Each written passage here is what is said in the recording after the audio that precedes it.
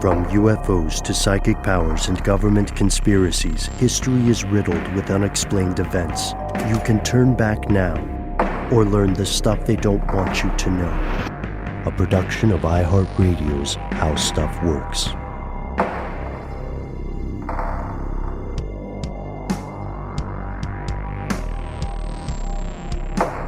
Hello, welcome back to the show. I'm not wearing a hat. Are you wearing pants, though? I am wearing pants. My name is Matt. My name is Noel. They call me Ben. We are joined, as always, with our super producer, Paul Mission Control Decant. Most importantly, you are here, and that makes this stuff they don't want you to know. This is a wartime episode. As we record today's episode, the United States of America is still in the middle of the longest war in the country's history. That means there are literally people listening to the show today who were not alive when this war began. Think about that. The United States invaded Afghanistan on October 7th, 2001, and we are still there as we speak. Why? How much did our leaders know, and when did they know it?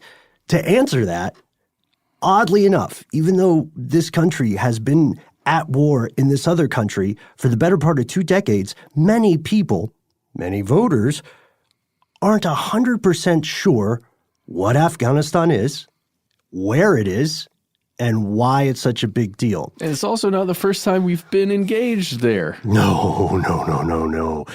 This has an interesting name. So first things first. Here are the facts. Afghanistan is located in what is commonly called Eurasia, right? The vast stretch of land between Asia and the continent we call Europe. It's landlocked. It's bordered by some greatest hits countries in the rogues gallery of the United States historically: Pakistan, Iran, Tajikistan, Uzbekistan, and China. Its capital is a place called Kabul. Outside of several cities, the country is extraordinarily rural. We're talking places that are simply physically hard to access in the mountains or in the rugged wilderness. The country itself was not officially formed until 1709, but as you alluded to, Matt, it has a history, a long and bloody history of being a battleground. In fact, Afghanistan is sometimes called the graveyard of empires due to just the sheer number of militaries that tried and failed to control it. And it's an interesting thing there because, and just when we're talking about it's the battleground, right? The place where the wars are fought or the battles are fought. And generally controlling the area is kind of the goal, but a lot of times, and this is what we're going to kind of outline here, is that it's the land, the place where 2 different warring powers end up, where they just kind of go, right? So it's not as though Afghanistan itself is rising up to, fight a lot of the battles. It's where proxy wars happen. It's where it's interesting. We're gonna continue on with this throughout the show. So let's just keep going down into the history of Afghanistan. Okay, let's do a little ancient history, shall we? Yes. Okay, so experts believe that early humans were living in Afghanistan as long as 50,000 years ago because it was rich soil for farming. There were communities of farmers in Afghanistan that were some of the very earliest farmers in the entire world. And for a time, the area was known as Aryana, or the land of Aryans. This was because multiple waves of people from Central Asia migrated to the region, and many of these settlers were, in fact, Aryans. They were speakers of the parent language of Indo-European languages. Aryans also migrated to Persia and India in those prehistoric times. And then let's jump to the 6th century when the Persian Empire of the Achaemenid dynasty controlled Aryana. And good luck saying Achaemenid. It's really fun and to look at and write. In about 330 BC, a little guy you might remember named Alexander the Great defeated the last ruler of the Achaemenid dynasty there. And he made his way to the eastern borders of the place that was called Aryana. Now, after this guy, old great Alexander himself, died in 323 BCE. In his early 30s, feeling that he was a failure, by the way. Yeah, though, that Alexander, he sure was great, wasn't he? I mean, he he was a guy. He was a guy. He did great He things. did some huge stuff, whether it was great or terrible is depending on which side of the battles you were on, I suppose. He did some large-scale stuff. Let's leave it at that. Okay, yes, there we go. So he died in 323 BCE. All these other kingdoms that were out there, let's name them off here. The Seleucids, Seleucids, the Bactria, and the Indian Mayuran Empire, they all were fighting in an attempt to control this territory that was known at the time as Ariana. So understandably, there were a lot of folks jockeying for position and a lot of kind of power grab situations. In the vacuum, yes. The history of Afghanistan involves a ton of handoffs and power grabs with a lot of names that might be unfamiliar to, unless you have specifically studied this history. So strap in. We're just going to do some highlights. A lot of these empires are no longer around, and the names will sound unfamiliar. In the 7th century AD or CE, whichever way you want to go with that, Arab armies carried this brand new religion of Islam to Afghanistan. And the western provinces of Herat and Sistan came under the rule of these Arab forces, but the people of these provinces revolted. They returned to their old pre-existing beliefs as soon as these military forces were not literally using violence to make them pretend to practice Islam. In the 10th century, Muslim rulers called Samanids from Bukhara and what's now Uzbekistan extended their influence into the Afghan area.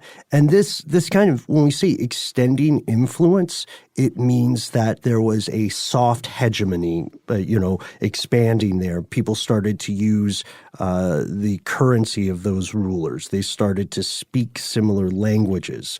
They acquired their culture. So the Samanid established a dynasty in Ghazni called the Ghaznavids. And again, Matt, prescient with that pronunciation. We do not speak these languages. The greatest of the Ghaznavids was a king named Mahmud who ruled from 998 to 1030. He is the one most responsible for establishing the solid foundation of Islam throughout the area of modern-day Afghanistan. He led a lot of military expeditions into India. Even back then, people started thinking of Afghanistan as the gateway to these kingdoms of India. That state falls in the middle of the 12th century to the Ghurid kingdom, which arose in Gur. That's a west-central region of present-day Afghanistan. Those guys get kicked out early in the 13th century by another Central Asian dynasty, and these folks are all swept away around 1220 CE by Genghis Khan. Oh, yeah. That Genghis Khan guy that's actually called Genghis Khan. I like to call him Jengi. Jengi K? Mm-hmm. Jenki? Sure. Reminds me of that tower game, Jenga. Oh, yeah. And so we include some of this ancient history because it's important to know that already, it's 1220, already two of the greatest conquerors in the world have come through this place. And now a third one appears. Near the end of the 14th century, the Central Asian military leader Timur-Lenk, or the Lame Timur, also known as Tamerlane in the West, conquered Afghanistan. Then he immediately moved on to India.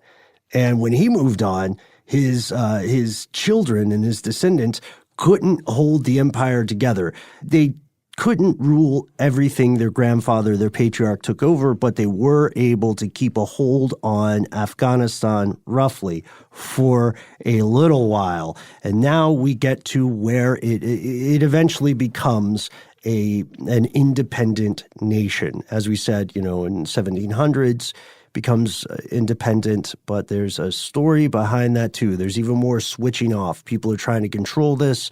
They're dying left and right. And we're going to talk about, let's say, a strategy or something that's going to ripple across time here that occurs in the 18th century.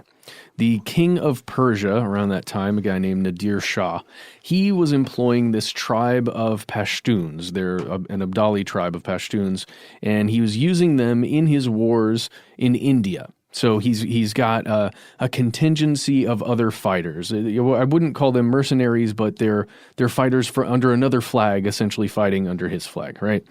And Ahmad Shah, this Abdali chief who'd gained this high post within the army there, he established himself after Nadir Shah's assassination, the guy we're talking about, the king of Persia, after he was assassinated in 1747. So Ahmad Shah is, looking to move up a little bit, and thankfully this assembly of tribal chiefs proclaim him the new Shah. And then the Afghans extend their rule as far east as Kashmir and Delhi, and then north to the Amu Darya, and west into northern Persia. So they really just begin expanding there under the rule of Ahmad Shah. Yeah, and he retires from the throne in 1772. He's one of the few people with the distinction of retiring. He dies in Kandahar. He has a son, Timur Shah, who assumes control. The Afghan empire survives mostly intact through the next 20 years. Now think about that time.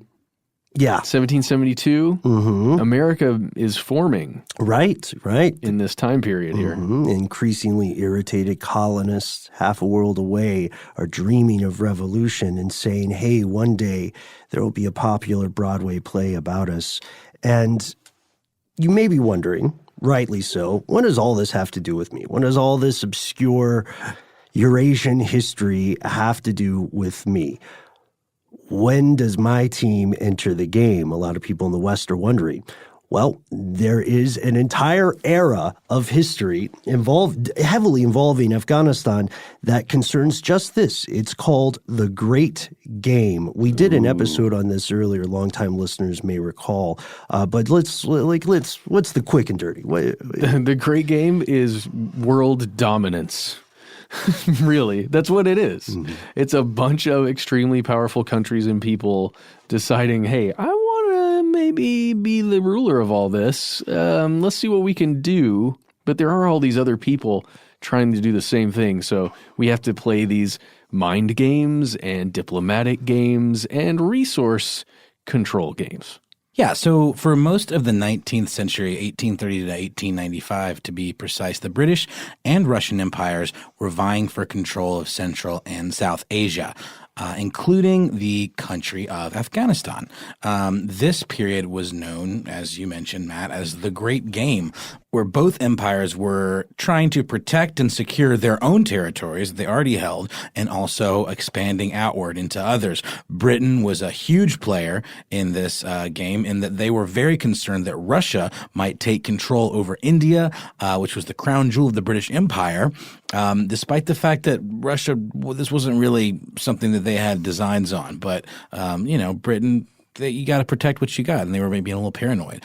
Afghanistan became, once again, as you mentioned, Matt, a very fertile battleground. Right. You can see some excellent fiction based on this period of time. A work by Rudyard Kipling. It's an intensely problematic author, but I would say a talented poet. He wrote a novel called Kim, which is about a child becoming embroiled in what they later learn is the Great Game. Rudyard Kipling, of course, I would be remiss not to mention this, is the person most responsible for the phrase "white man's burden." So he's not a good dude, but that was a well-written book.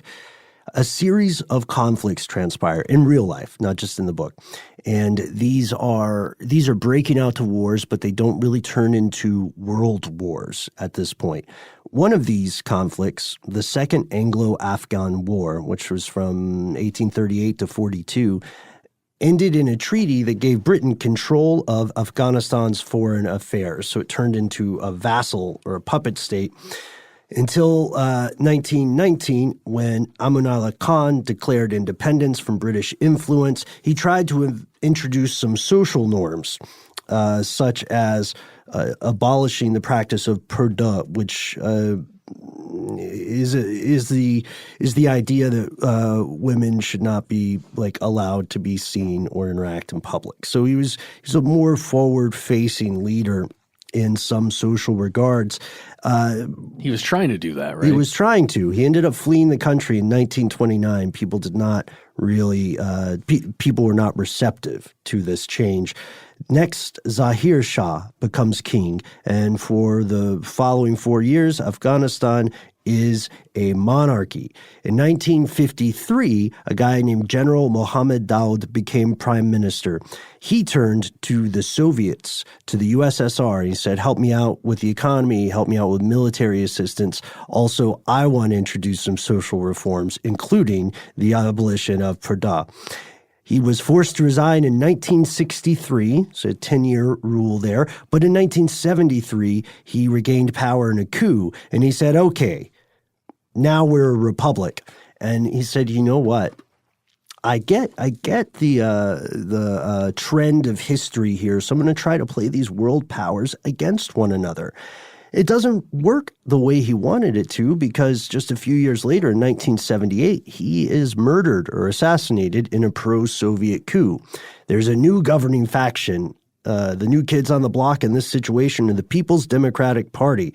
They come to power, but they have a lot of infighting in their own jockeying for position in the hierarchy. And then, of course, they are eternally battling the Mujahideen groups that are backed by Uncle Sam. That was at one time seen as controversial. That is clearly a proven fact.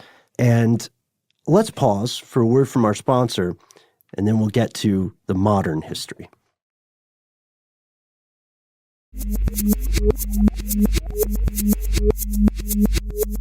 So, the Soviet era. Paul, can we get some kind of, really authoritarian sounding, yeah, that kind of music. There we go. Soviet era.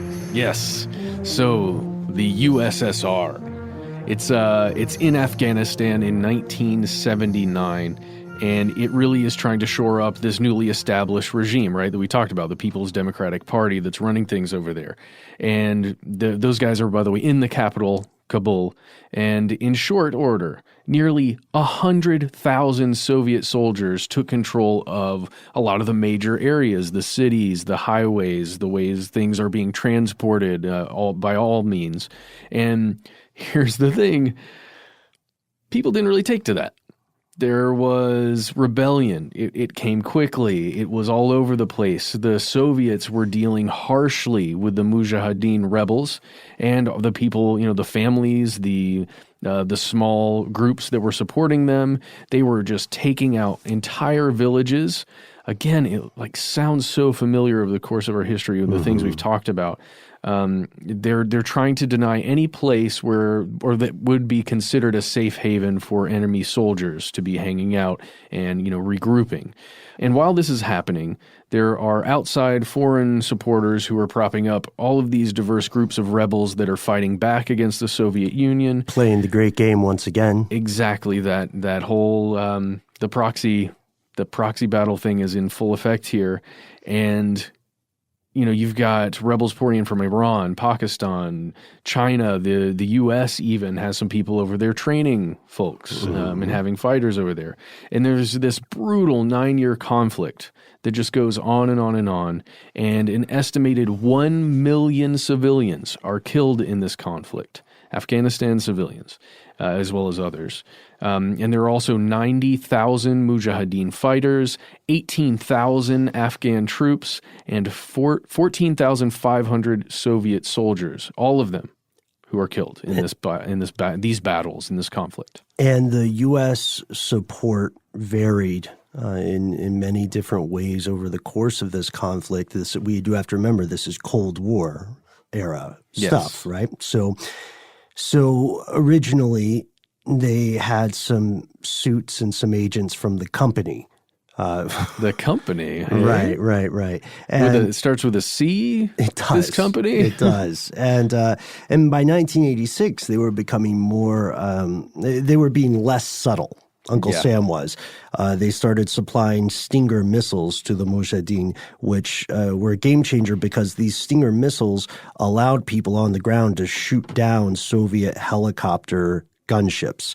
Yeah. In 1988, 4 countries, Afghanistan, the USSR, Pakistan, and the U.S., signed peace accords. And the Soviet Union says, okay, we'll start pulling out troops. The last of the troops leave the next year in 1989, and civil war consumes the country, which should not have surprised anyone. Let's talk really quickly about some of the landscape there and the mountains, the mountain ranges, the mountainous areas, the very hilly, sometimes very stark areas where if, as the Mujahideen, if you're given something like a Stinger missile when you're just troops on the ground, it's very difficult to battle against something like these Soviet gunships, the helicopters that can roll through.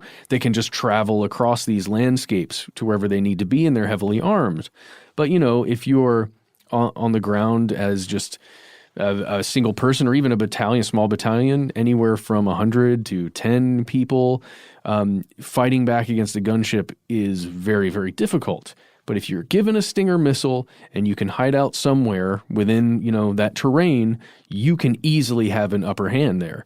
And again, these are ripples throughout time of things that we are going to see, where an explosive in the hands of somebody that understands the area, that has lived there, you only need a few people to gain the upper hand on large military forces. Well, it's one of those things where you see it. I mean, it's even in like SNL sketches from the time, and going back and watching a lot of Will Ferrell sketches from those days. And there's the one where he's the old prospector, Oh, yeah. Have you seen this? It's great. But it's Chris Kattan is playing the sergeant or whatever, and he keeps making the joke that it's an unconventional war. So we got to use unconventional methods, which in this sketch is having an old prospector to lead them through the terrain. But it's true. That's what they're talking about. That's the thing you heard thrown around constantly in the news, was what an unconventional war was and required unconventional tactics. Yeah. And in this case, an old prospector, I forget the premise, but an old prospector who was like a cousin of somebody who was in command of the military isn't going to do you much good. You need somebody who has lived there, knows the history and the terrain. Yeah, and also, for the record, the old Will Ferrell sketches in general hold up. Oh, yes. Big time. My God. Not saying that because he's technically a coworker of ours, just saying it because they do hold up. Oh, pickle shoes. Cinnamon and gravy. So who comes out ahead in this next iteration of the power vacuum? That would be a group known as the Taliban. They seized control of Kabul. By 1997, they have a solid grip on about 2/3 of the country, and they're starting to be recognized in the international sphere. Pakistan and Saudi Arabia, for instance, both recognize the government until, that is, the U.S. enters the great game as a full-on combatant. And it's different because before proxy wars, right? Yeah. Let's call these people rebels, right? Freedom Quote, fighters. unquote. From within. Yeah. And so fast forward, as we said at the top, in October of 2001, U.S.-led bombing of Afghanistan begins. And this is right after the attacks on September 11th, 2001 on the U.S. soil.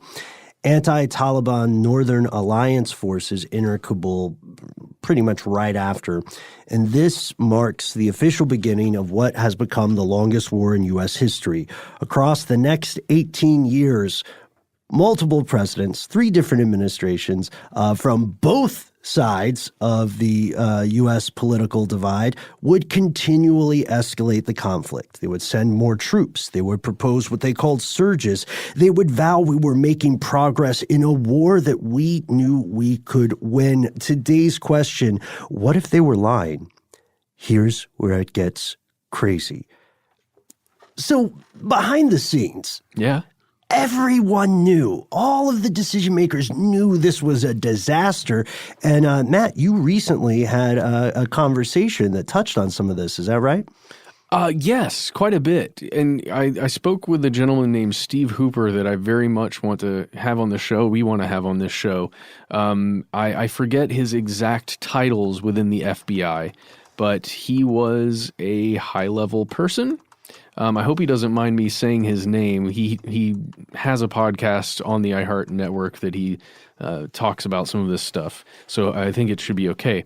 But he was just talking to me about how the United States was keeping was aware, very much aware of one Osama bin Laden and Taliban forces, after all of the conflicts and help that we've essentially given to that area.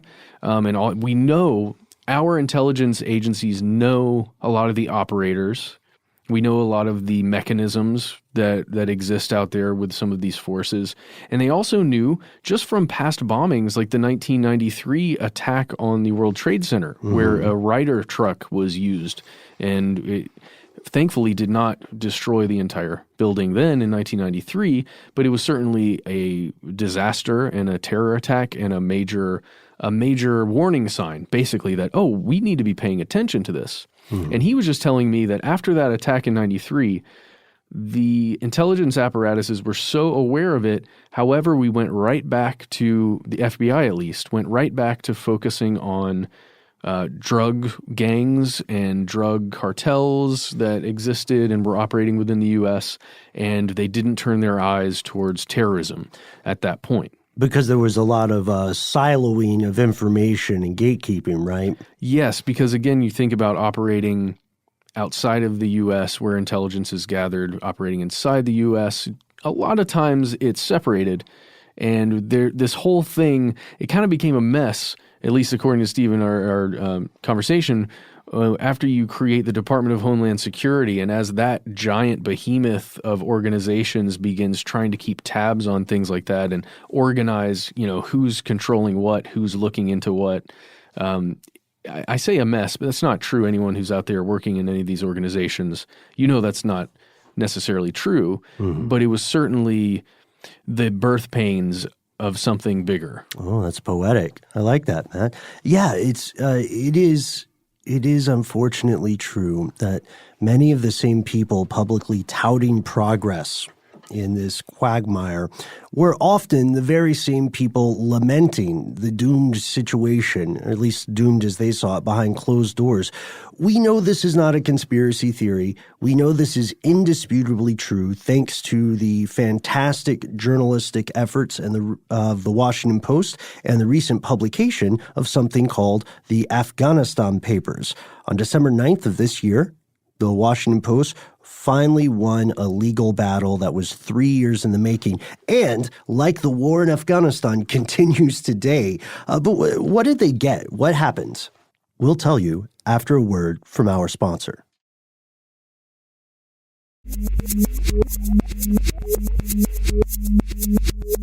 So 3-year legal battle. Washington Post acquires more than 2,000 pages of, quote, lessons learned, end quote. And these are interviews that were conducted by the Office of Special Inspector General for Afghanistan Reconstruction. Or CIGAR. Yeah.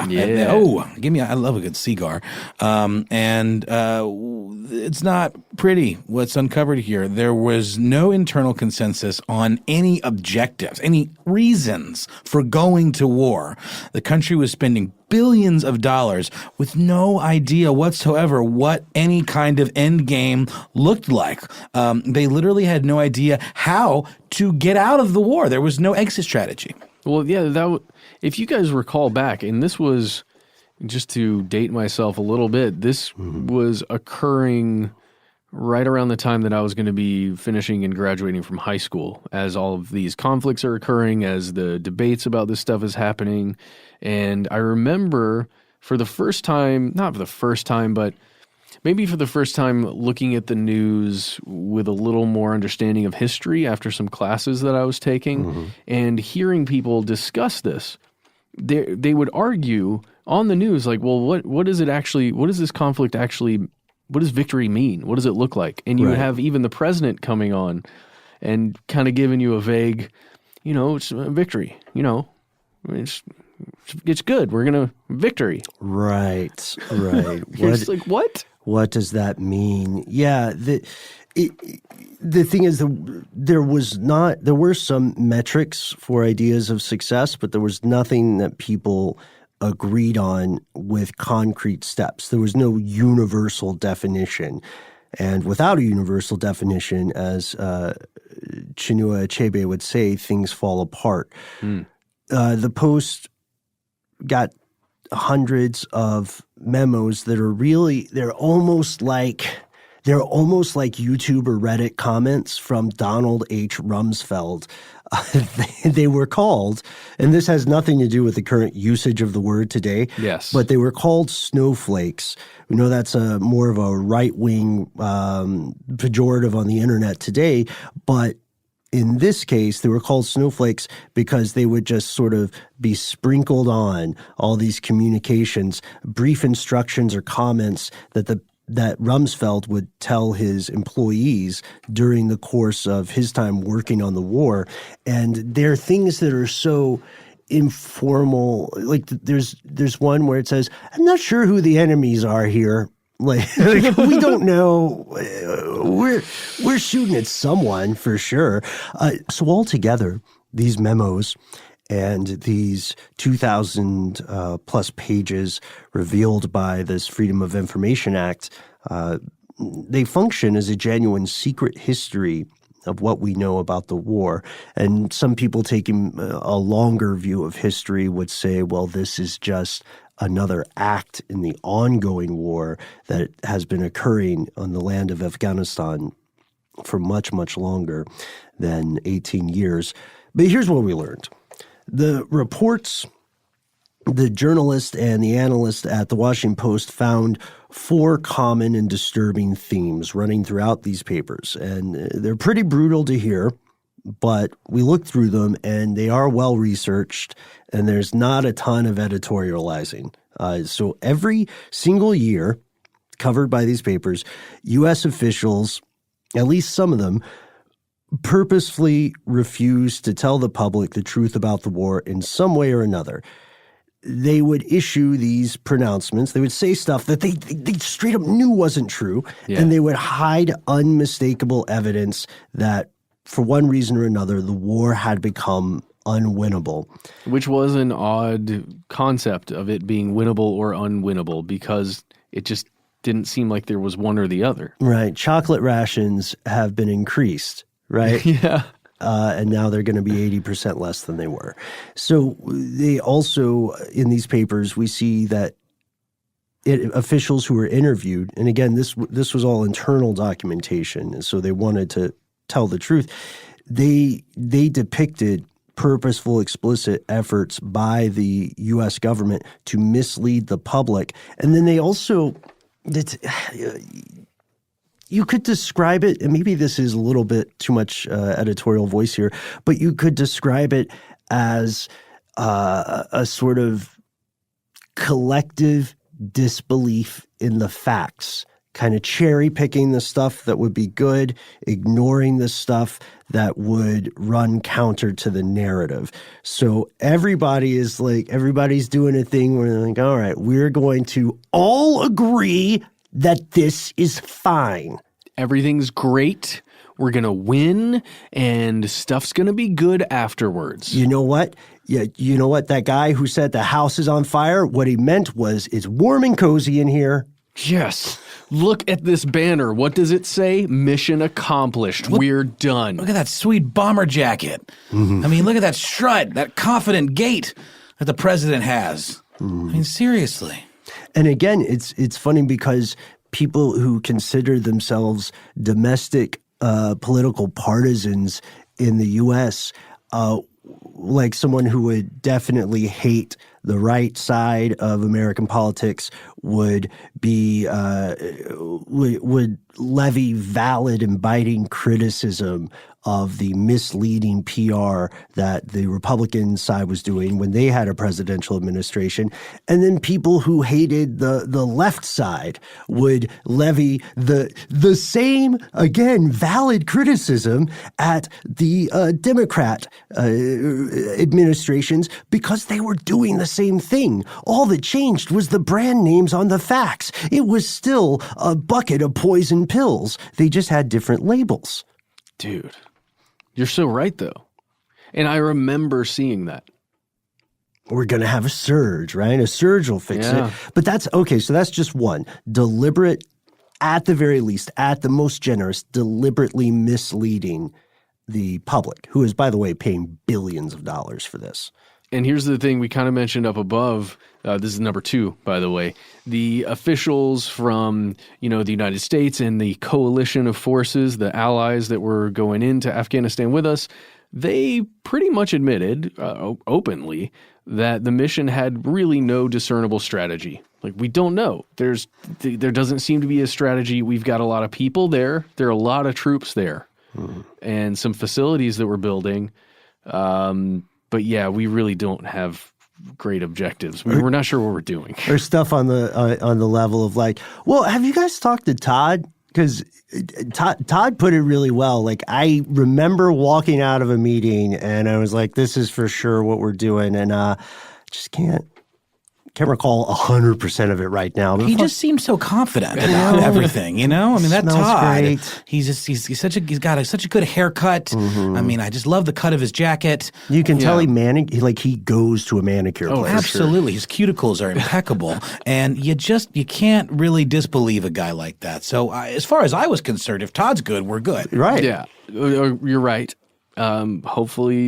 Hopefully Todd can just keep that morale up, And the interviewer's like, Todd who? And they go, oh, that's a great He got disappeared. Did he actually work here? There are a lot of he worked somewhere in the building. It may have been the subway. He may have been a general. I just look, you guys, you'll know him when you see him. It's true. At first there was this pretty solid rationale. We were aiming to destroy Al-Qaeda, who were involved in these various terrorist acts, not just being accused of involvement in the September 11th attacks, but also being active in attacks throughout the 90s that you had mentioned earlier, Matt. With certain leaders with names that you might know, or people that were purportedly a part of them. Yeah, but Todd would never do that.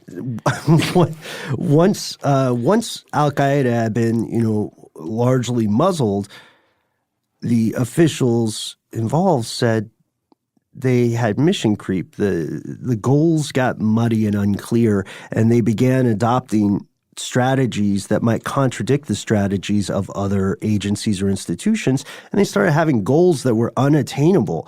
And people who were running this war, folks are dying, billions of dollars going down the drain. The people in charge were saying, I have problems with basic questions. Who is the enemy here? I am not being hyperbolic when Donald Rumsfeld said that. Who is the enemy here? Who, amidst these various complicated groups and alliances, can we count on as allies? And also, I know it's a weird question to drop at 4:30 on a Friday, but how do we know when we've won? Yeah, there's no bell that goes off, or specific person you have to defeat or a king to overthrow. Right. There's no goalpost like that. Yeah, and it turns out that the third revelation, years into the conflict, the United States still had a very poor understanding of the country overall. Officials from not just the U.S., but also from the Afghan government told interviewers that a lot of the policies and initiatives coming from Uncle Sam, everything from training Afghan forces to trying to, I'm going to say it again, trying to stop the opium trade, all of them felt like they were designed to fail, whether that's because of incompetence, because they were based on flawed assumptions, or whether because there was some sort of ulterior motive, or whether it was just a country they did not understand.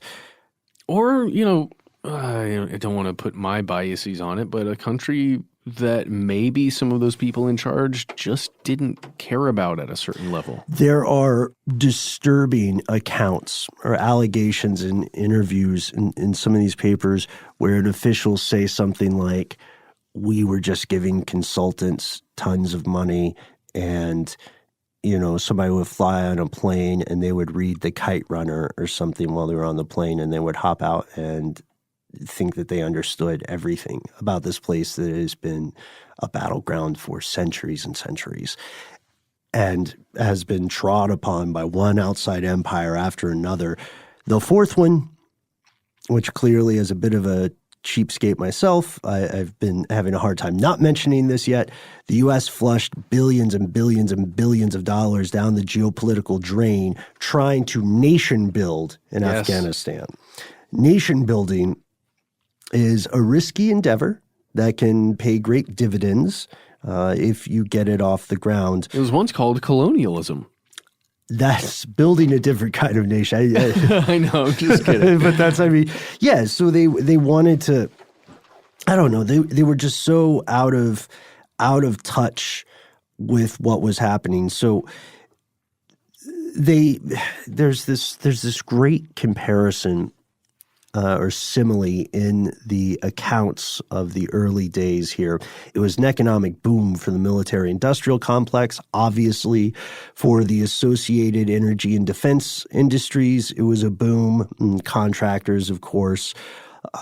And we can just say, like, that was immediately affected by the September 11th attacks and the public acceptance, essentially, that, yeah, we should probably protect ourselves more and spend a lot more money than we were. Sure. So we'll pay for it. You handle the details. Yeah.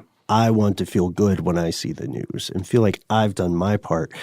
So here's the simile. One of the sources says, money is like water, and Afghanistan was like a desert. And when you pour too much water too quickly, the land cannot absorb it. Yeah. And it becomes awash with this money.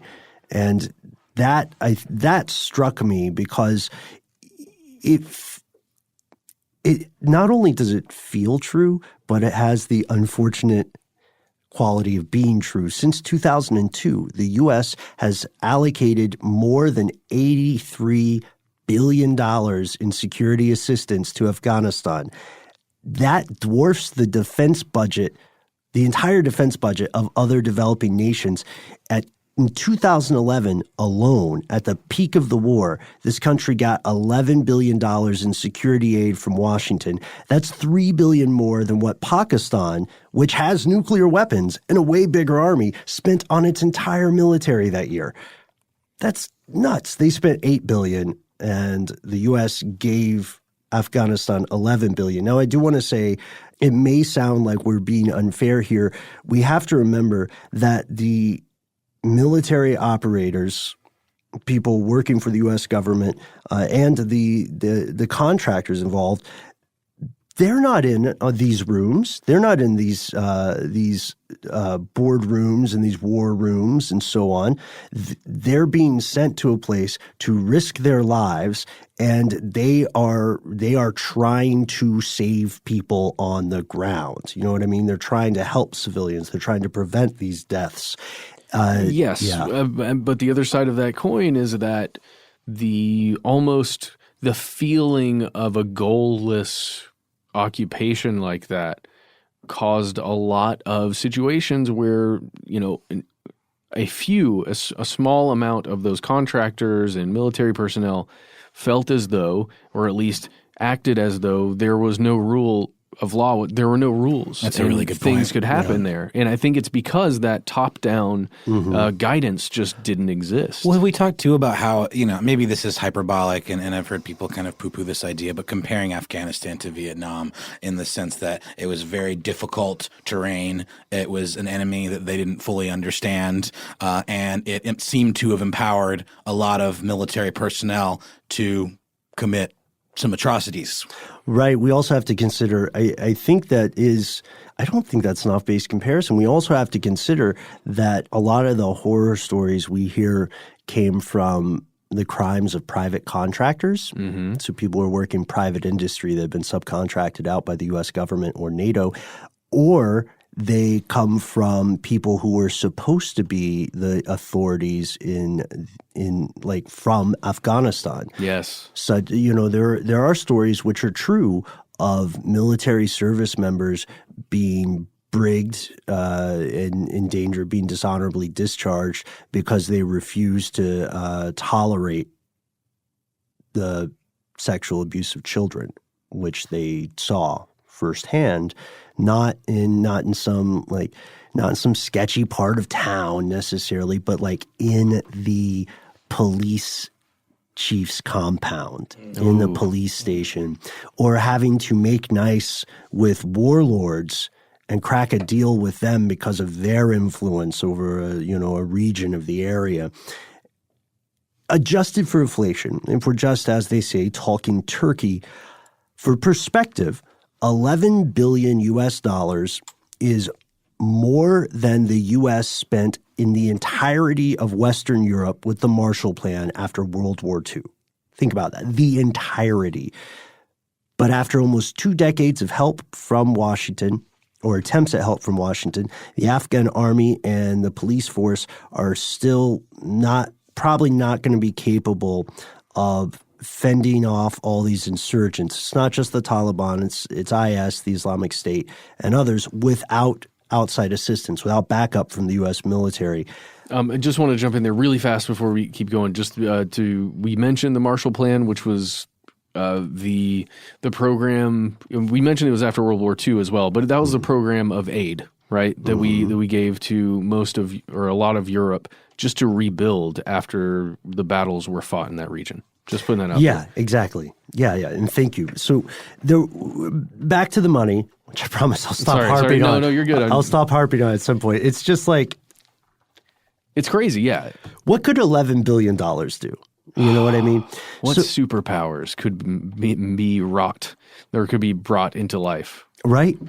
There was so much money flowing that bribery, fraud, and corruption, they became superpowered as tendencies and trends. One advisor who was working for the U.S. said that when he was working at this particular air base, many Afghan people, meaning native Afghan people who were working there, regularly reeked of jet fuel because they were just smuggling so much of it out to sell on the black market. And then we have another point about corruption within the police force. And this comes from an interviewee who was comfortable being named. Yes. In one interview, Thomas Johnson, who was a Navy official serving as a counterinsurgency advisor in Kandahar province, said that the Afghans viewed the police as predatory bandits. He called them, quote, the most hated institution in all of Afghanistan. And then another interviewee, an unnamed Norwegian official, told interviewers that he estimated 30% of Afghan police recruits deserted with their government-issued weapons so they could, quote, set up their own private checkpoints, a.k.a. highway robbery, right? Right, literally. Mm-hmm. Just extorting people that were traveling through. That's what they were doing. Right. And the other statements these officials make don't sound pretty. But of course, we have to point out again that part of this is maybe a function of these shifting goalposts, right? But to not know who your enemies are and not know who the difference between your enemies and your allies is that's tough, especially in a situation like this.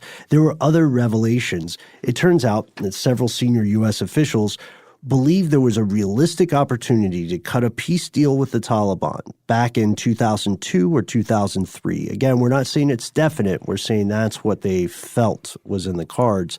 Also, when this stuff came out, you know who else was surprised? Congress. Oh. And with Congress, it's tough. Like, how many, is it performative? Yeah. Right? I have to be upset at this for my constituents so they know that I was definitely upset at this. Right. And there's bipartisan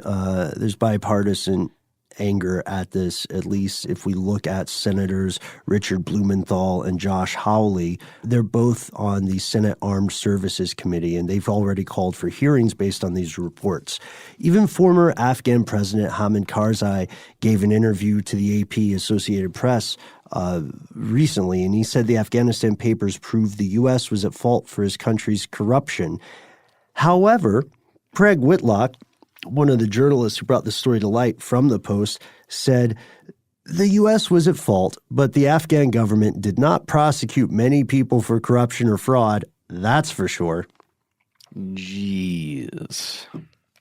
And this is where this is where this leaves us. I know it's a high-level look, but there's so many other things to report. Well, there'll be new revelations, surely, right? I mean, there's a lot of documents here. I'm glad you brought that up, Noel, because, as we record today, the Washington Post, we said it was an ongoing war for them, right? They're still in court fighting for more documents, and they're pressing Seagar to identify everyone they interviewed for the Afghanistan Papers, which they haven't yet. Currently, the Trump administration is holding direct peace talks with the Taliban. A lot of the experts that the Post spoke with said that they believe the only way to end this war is to cut a deal, that militarily it is impossible to entirely defeat the Taliban unless it's something like sowing the earth with salt, a.k.a. nukes, which no one wants. Scorched earth policy. Right. Please don't do that. Anyone who's listening who has one of those things. Yeah, and They're just giving these out to civilians now? Yeah. Costco, baby. It's The only thing is you have to buy 3 to get the deal. Got it. Yeah. Don't you remember in 2023 that whole declaration happened and we all got nukes? That it was the mutually assured destruction agreement of 2023? I'd rather have a giant psychic squid. Those are coming too. Have you heard the news? The good news? Yeah, there's this guy. He's working on a giant intergalactic squid thing. I don't know the details. I have no comment. Whoa, are you the guy? Look, let's go to a different hobby horse. This is another thing about this story that is still continuing. And this, I don't know. This is just I don't want to be too conspiratorial. I do want to note it is a fact that currently Afghanistan still dominates global opium markets. Last year, according to the UN Office on Drugs and Crime, so 2018, right, 82% of the world's opium supply was produced in Afghanistan. Some of the biggest problems in the U.S., they're drug-related, come from opium. Yeah. They're not growing a ton of it here, are they? No. Like, the different pharmaceutical companies that are probably going to avoid too many serious consequences of creating the opium crisis. Nobody's saying conspiracy here, people. We're just going, hey, look at this. I'm just saying. We talked about this in a previous episode, just how much security was devoted to what looks like, from the reporting and the images that were sent back over the course of years up until very recently, that we are protecting the poppy fields, I guess, from allowing anyone to use them? Right. Well, it's also tough because you can see interviews with farmers in the area who say, I'm a subsistence farmer. There were different plans to institute new crops for cash, but opium makes the most money to sell. And the markup is huge. The worst part is those farmers are not making what, nobody's going to be buying a mansion doing that. Well, it's the same way with cocaine in Colombia and stuff, right? I mean, largely the cartels put the burden of cultivating it and growing it on these families who look at it as, some sort of subsistence living, but they're not sharing in the profits of the criminal enterprise. Again, elephants, war, and grass, right? When elephants make war, the grass suffers. There's a lot of stuff that we missed, and we've got to emphasize, just on the ending note, we have to emphasize the human element. You know what I mean? People who are soldiers are not bad. People who are civilians in a country that is being subjected to a conflict are not bad either. These are all human beings who are trying to survive. And the horrific thing is that a lot of decisions upon which lives hinged are made by people who will never physically travel to the places where they see the consequences of their decisions made real. I want to add to that, but I don't need to. Oh, please. I'm right there with you. That is tremendously frustrating and quite heartbreaking, actually. And we know that we have a lot of survivors of conflicts in our audience today. We have many military veterans in our audience today as well. And we are fortunate because we have people who have a firsthand look at what the military call the facts on the ground. So if you are comfortable, you are by no means obligated, but if you are comfortable sharing your story with us, we would love to hear from you. Please just let us know if it's something you're comfortable sharing on air or if you would just like to give an anonymous account. You can find us on Facebook. You can find us on Instagram. You can find us on Twitter. We're Conspiracy Stuff on Twitter and Facebook. We are Conspiracy Stuff Show on Instagram. We also highly recommend our Facebook community page. Here's where it gets crazy. But wait, as Billy Mays was wont to say, there's more. You can find us on as individuals on some of those social medias. Yes, I am Matt Frederick _ iHeart, I think. I thought you torched it.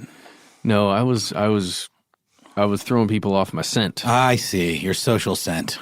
Now I'm back. Oh, I'm glad to hear it. I follow you, and I was worried that I wasn't going to get the joy of experiencing your online presence anymore. Well, look at that. I haven't posted anything in 2.5 years. So anyway. I would say that quality trumps quantity. Yeah. It does indeed. I try to go for that MO on my social media account, singular, where you can find me at HowNowNoelBrown, exclusively on Instagram, as though like I'm sponsored by them or something. I am on those social medias as well. You can check me out at Ben Bolin on Instagram and Twitter at Ben Bolin HSW. But hey, you might be saying, I hate social media. I find it abhorrent. I loathe it. It is unclean. But I have a story to tell you. What am I to do? Oh, well, I will tell you, because there's a number you can call and there's some other stuff.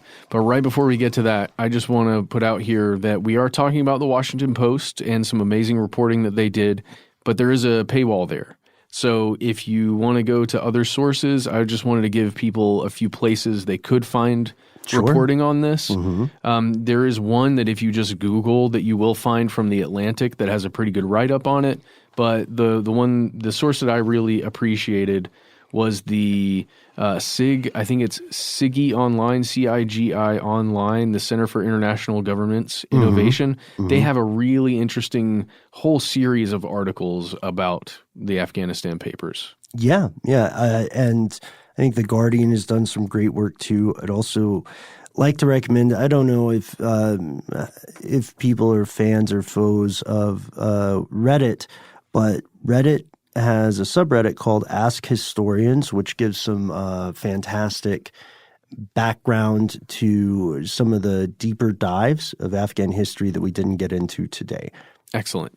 And that's not to say that you can't access the Afghanistan Papers. It's called the Afghanistan Papers, A Secret History of the War. You can find it. There's one called At War with the Truth. That's from Craig Whitlock. And you can find that and access that. Just know that as you're going through and navigating, you may hit some walls there. They're just putting that out there. Okay, so let's jump to the idea that you can call us. If you wish to, you can call 1-833 STDWYTK. Leave a message, talk to us, just what Ben said earlier. Anything you want to tell us that you feel comfortable doing, please do. And if you don't want to do any of that stuff, you can give us a good old-fashioned email. We are conspiracy@iHeartRadio.com.